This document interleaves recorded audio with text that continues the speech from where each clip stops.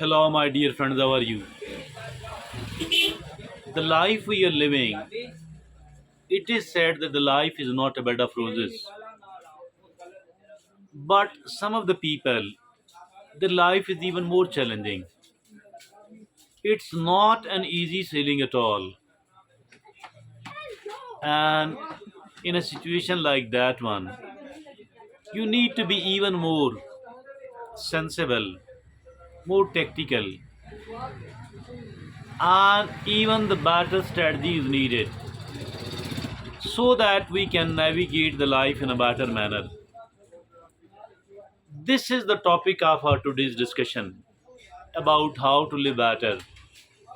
If at all there are more challenges than expected, and if at all there are more challenges than that of an average person's, so my dear friends and fellows, that is indeed something where we need to become even more alert, cautious, and we need to have more better strategies.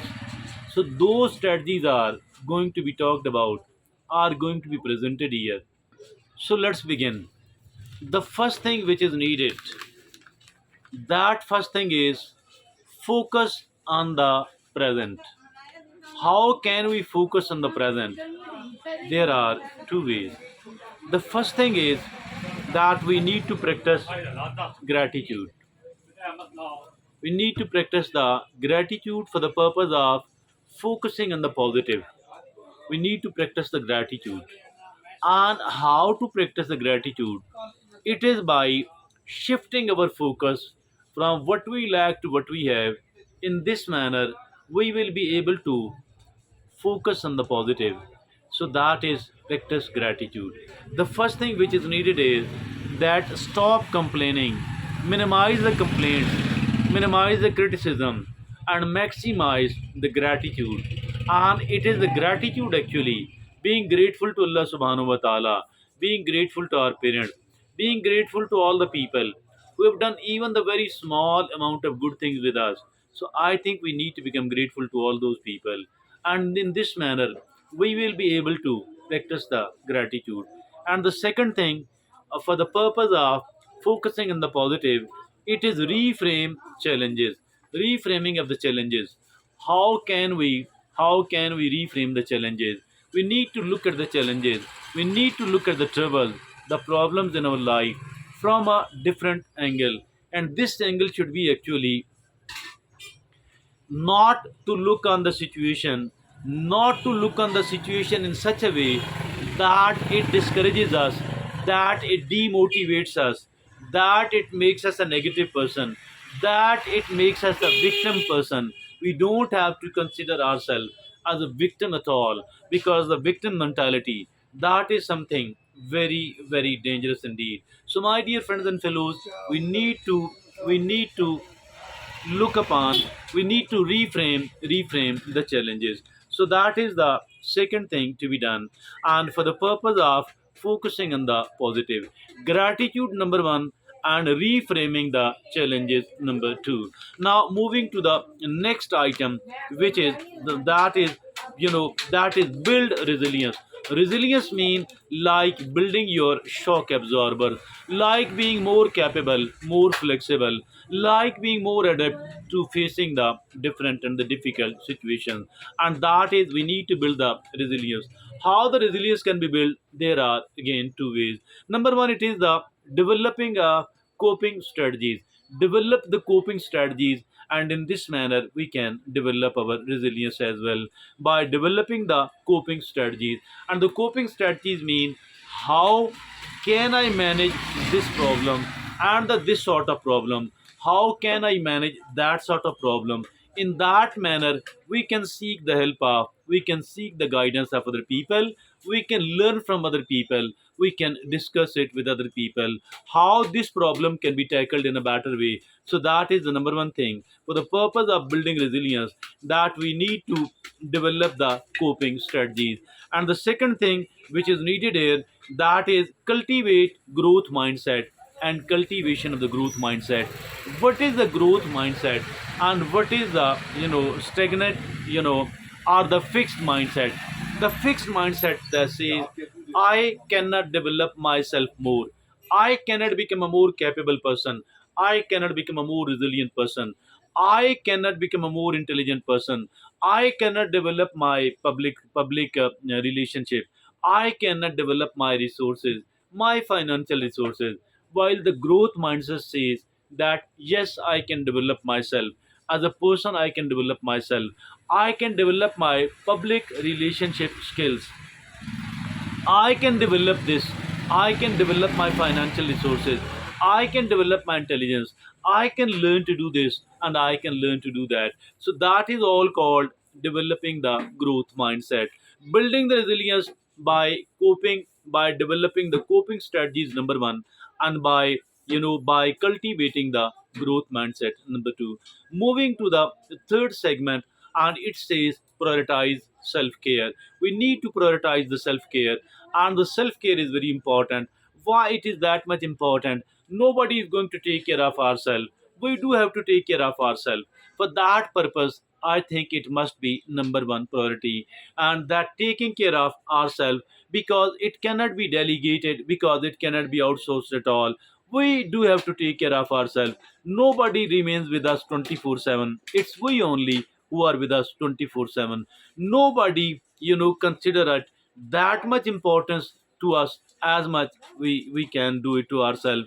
Everybody is, for oneself, the most important person. In that particular person, I am the most important from a person for myself. You are the most important person for yourself, and it is called prioritize self-care. By two ways we can prioritize the self-care. Number one, take care of your physical health. Taking care of your physical health by eating the balanced diet, by sleeping from 7, 8, 9 hours every night, by regular exercises, we can take care of our physical health. And number two, it is take care of your mental health.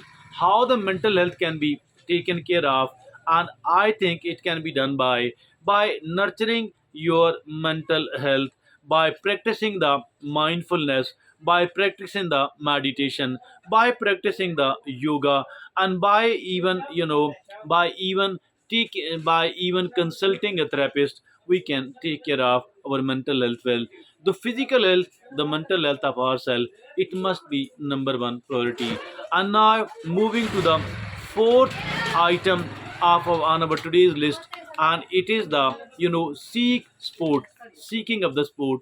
How can I and you can seek the sport? There are two ways to do that, and the number one way is surround yourself with the positive and with the sportive people. Surrounding yourself, getting introduced with the positive people, with the sportive people, developing your relationship with the positive people, with the sportive people. That is the number one thing to be done. And the second thing, which is very important to be done, it is don't be afraid to ask for the help when it is needed. Don't be afraid to ask for the help when it is needed. And it is reach out to the friends, reach out to the family members, or reach out to the professional when it is needed. Reaching out to the family, to the friends, or with the professionals. So that is how we can, build a sportive network, build a sport network by, surrounding ourselves with a positive, with the sportive people, and by not hesitating, not being afraid to ask for the help as and when it is needed, from the people, from the coach, from the mentor, from the mental health practitioners. Now, my dear friends and fellows, now moving to the fifth item on our today's list, and that is find meaning and find purpose in your life as well. Finding meaning, finding purpose in your life, and this can be done by few ways. Number one, it is discover your values. Discovering of your values. How can we discover our values? It is reflect on what's most important for your, that reflecting upon what is the most important thing it is in my life, what is right, what is wrong, what are the principles for my life. So that is called, values, and we do have to discover our values. Number one. Number two, it is pursue activities that bring you joy, pursuing of activities that bring you joy, like engaging in the hobbies, engaging in the passions. By this way, always pursue activities that bring you joy. So that is actually find meaning, find purpose by discovering your values, by by living your life under the umbrella of your values on the one hand, and on the other hand, pay attention to your passions, pay attention to your hobbies as well, so that these are the activities which bring you joy. So my dear friends and fellows, now still moving to the next item, the sixth item, and it says practice mindfulness and practice the presence as well. How can we practice the mindfulness? How can we presence practice the presence? Still, there are two ways to do that. Number one, it is let go of regrets about the past, and let's stop worrying about the future as well. That is focus on the present moment, not to dwell in the past at all, no matter the kind of past you lived. So do not dwell in the past at all. Learn whatever can be learnt out of that. Let it go then, let it go then, let it go then. So my dear friends and fellows, don't dwell in the past at all. Don't worry about the future either.